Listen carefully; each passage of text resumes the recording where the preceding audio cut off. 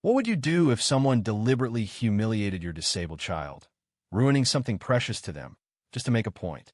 Would you lose it, or would you plot a calculated response? That's the choice I faced when the president of our Homeowners Association dumped paint on my daughter's custom backpack, mocking her in front of a crowd. My name's Daniel Harper, a 45-year-old senior officer at the Department of Homeland Security. For 15 years, I've worked in counterterrorism, assessing threats, and staying cool under pressure. Those skills came in handy when I went up against a neighborhood bully named Evelyn Carter. It was a sunny spring day at the Community Arts Festival in Willow Creek, a ritzy suburb of Portland, Oregon. My 16-year-old daughter, Lily, was in her element, painting a mural that had earned her a spot among the town's top artists. Lily's paralyzed from the waist down due to cerebral palsy, but she's a four-straight-A student, digital art prodigy, and tougher than most adults I know. Her mural was a VY Brandt scene of diverse people coming together with subtle nods to inclusion. A kid with Down syndrome flying a kite, a woman with a prosthetic arm tending flowers, and a girl in a wheelchair painting, just like Lily. Tucked into the design were traces of her late mother, Sarah, her curly hair, her favorite flower, the amber shade she loved. It was Lily's way of VYing her mom into our new life. Lily's custom backpack hung on her wheelchair, holding her medical supplies, art tools, and something irreplaceable. The last portrait she'd painted of Sarah, finished after years of emotional work. She planned to echo its elements in the mural as a tribute. The festival was buzzing, neighbors admiring Lily's work, when I stepped away to grab us lunch. I wasn't gone 10 minutes, but when I returned, a crowd had formed. My heart sank. Evelyn Carter, the HOA president, stood over Lily, an empty paint can in her hand. Bright red paint dripped down Lily's backpack, soaking her wheelchair and splattering her clothes. The portrait of Sarah was ruined, the canvas a smeared mess. Lily's face was a mix of shock and humiliation, tears streaming as Evelyn sneered. Kids like her don't belong at events like this. They ruin the VYB. The crowd gasped, but no one spoke up. Evelyn's smug tone made it clear this was no accident. What happened? I asked, kneeling beside Lily, keeping my voice steady despite the rage boiling inside. Before Lily could answer, Evelyn cut in. I was explaining she's in the wrong area. She bumped my arm, and, well, accidents happen when wheelchairs clutter the space. Lily whispered, "She walked right behind me, Dad." She poured it and said I was wrecking the festival. I locked eyes with Evelyn, my interrogation training kicking in. "You deliberately damaged my daughter's property," I said, calm but firm. She scoffed. "That's ridiculous. Why would I do that?" Her wheelchair was in the way. But then Dr. Amir Khan, our neighbor and a neurosurgeon, stepped forward, phone in hand. "I recorded it," he said. "I was filming Lily's work for a medical presentation. It's all on VY. Evelyn's smirk faltered, but she doubled down. "I'm the HOA president. I won't be slandered by some edited clip. That area wasn't for wheelchairs." Another voice cut through. Priya Sharma, an HOA board member and CIVY rights lawyer. "The festival is fully accessible by law," she said, holding up the event program. "And Lily's mural was approved by you, Evelyn, 3 weeks ago." I pulled up the email on my phone, signed by Evelyn herself. The crowd grew, residents whispering as Evelyn's lies unraveled. She snapped, "The damage is done. File an insurance claim if you care so much about a backpack. Though I doubt they cover messes caused by unsuper VY said special needs kids." With that, she stormed off, her heels clicking like a countdown. Lily was devastated, clutching the ruined portrait. "It's gone, Dad," she sobbed. "The last piece of Mom." Dr. Khan offered the VY, saying this is criminal property damage and harassment. You could press charges.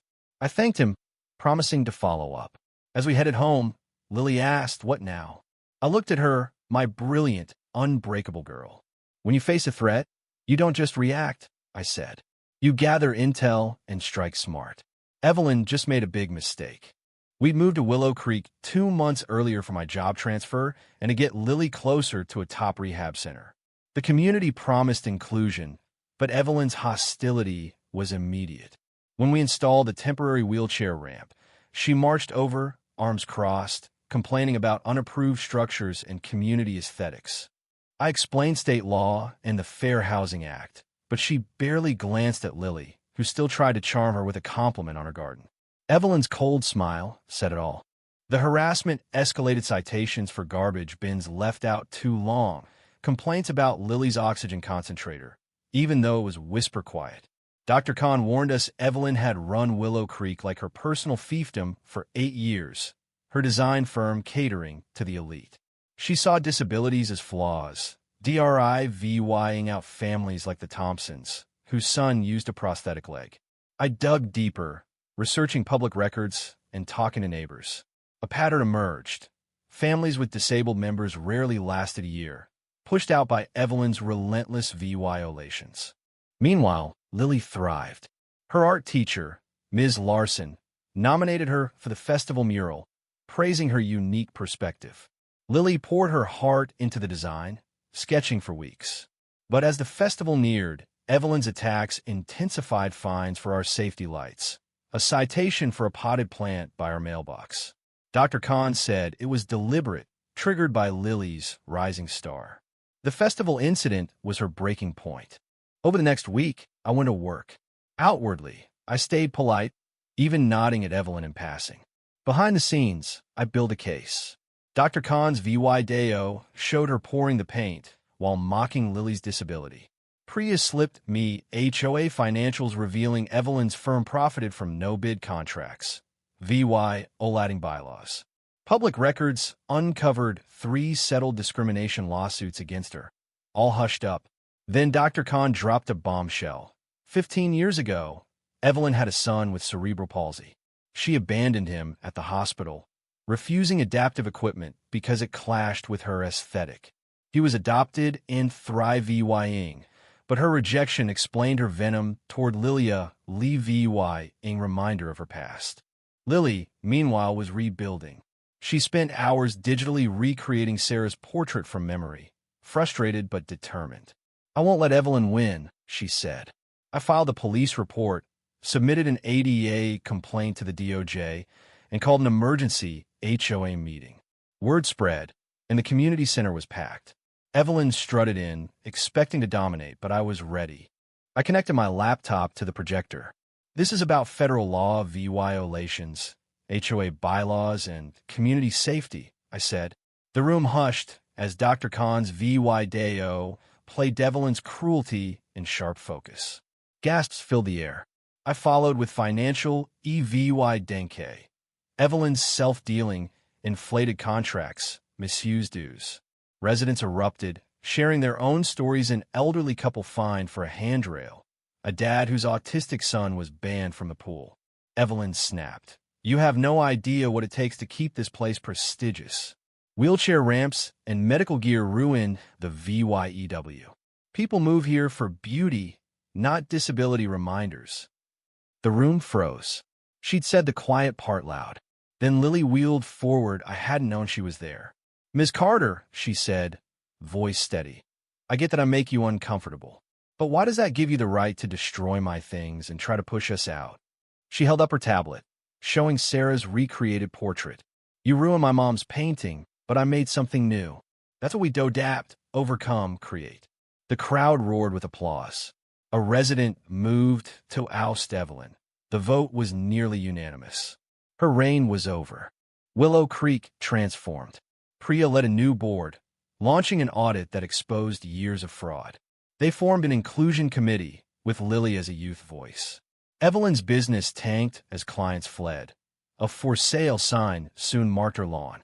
Lily's Art Shonia School Showcase, an Accessibility Awareness Day.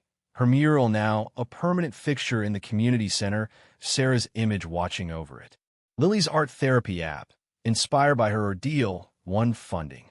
At 16, she was mentoring kids with disabilities, her confidence soaring. 6 months later, Willow Creek was a model of inclusion. Families who'd left returned, and I helped others fight HOA battles. My training proving oddly perfect. One night, over dinner on our now-approved patio, Lily asked, "Do you think Evelyn thinks about her son?" I paused. Every day, I bet. You, Thrive VYing, were a mirror she couldn't face. Lily nodded. That's sad, but it doesn't excuse her. A year later, a letter arrived from Seattle and signed but in Evelyn's handwriting. It held a clipping about Lily's app winning an award and a note. I saw this and thought of you. He be her age now. Tell her to keep creating. Some of us need to see that different is beautiful. Lily sent Evelyn info on her app, not forgiveness, but a chance to heal. My daughter, turning pain into hope. Evelyn tried to break us, but she made us stronger. The paint meant to shame Lily exposed a tyrant and rebuilt a community. Sometimes the best revenge is strategic, dismantling the systems that protect bullies. Lily's voice now reaches thousands, her art a beacon for change. What do you think? Did Evelyn deserve a chance to redeem herself? Or should she have faced harsher consequences? Would you have confronted her on the spot or played the long game like I did? Drop your thoughts below. Hit that like button if you believe in justice, and subscribe for more real-life stories of standing up to bullies. Where are you watching from today?